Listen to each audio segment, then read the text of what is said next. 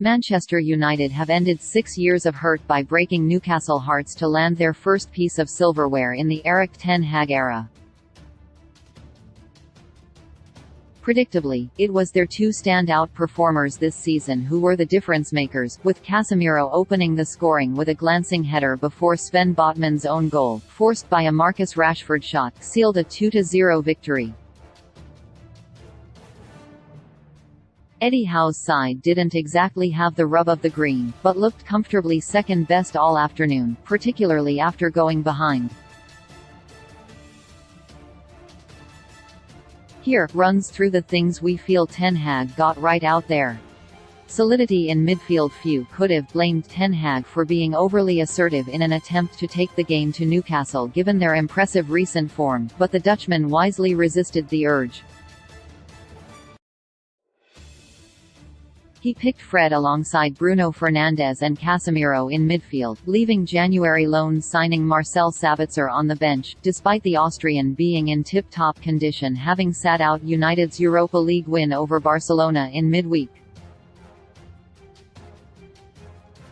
The decision paid off, with Fred snuffing out spaces between the lines and having the legs to bomb forward and join the attack when needed as well. Starting Rashford. Given the form he's in, not starting Rashford would have been social media suicide, but after the England man picked up a knock in midweek, starting him was always going to be a risk. But whether the injury was minimal or that Rashford is simply superhuman, it was impossible to tell that he wasn't 100% fit. The 25-year-old was at his punishing best, running at defenders and causing havoc in the box, and was rewarded after his left-footed strike deflected in off Sven Botman's toe to put United 2 to the good. Unsettling Karius. All eyes were on Loris Karius, who had fluked his way into a redemption narrative after replacing the suspended Nick Pope in Newcastle's goal. The former Liverpool man was making his first appearance on English soil since his Champions League final disaster class in 2018, and Ten Hag was determined to ensure his players remembered it. From the get-go, United's stars were hounding Karius at corners and popping off shots from ambitious distances and angles in the hope that he might crumble again.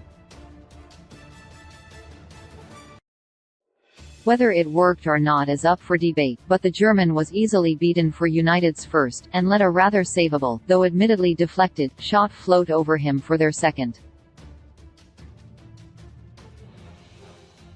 Halftime switch. Aaron Wan-Bissaka and Diogo Dalot have been more or less sharing the right-back spot over the past few weeks, and with the Englishman starting against Barcelona on Thursday, it made sense that Dalot got the nod today.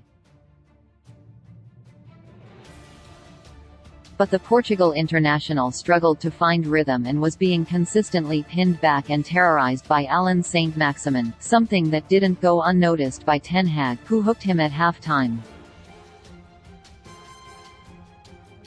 Making a tactical defensive change when you're leading in a cup final takes some balls, but it was the right decision. Wan-Bissaka oozed confidence on and off the ball, something Ten Hag should also take a lot of credit for, and provided the back line with an added layer of security just when they needed it. Wise game management. With nothing to lose, Newcastle came storming back into the contest in the second half, and with half an hour to go they were completely dominating possession. Ten Hag recognized that a change was needed, and brought off striker Wout Weghorst for defensively minded Scott McTominay, while also bringing Marcel Sabitzer on for Fred and moving Rashford up top. It was a simple, and probably quite predictable tactical switch, but one that helped United shut up and shop and grind out the win.